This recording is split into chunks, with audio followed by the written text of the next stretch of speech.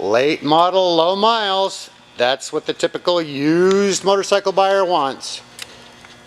And here we have it in the form of a 2018 Indian Scout 60. 61 cubic inch water cooled V-twin engine and a 5-speed transmission in colors Thunder Black and Silver Metallic. Low miles.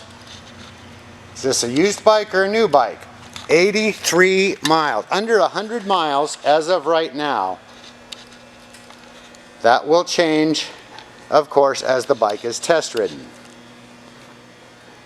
Speaking of test ridden, test rides, nice segue.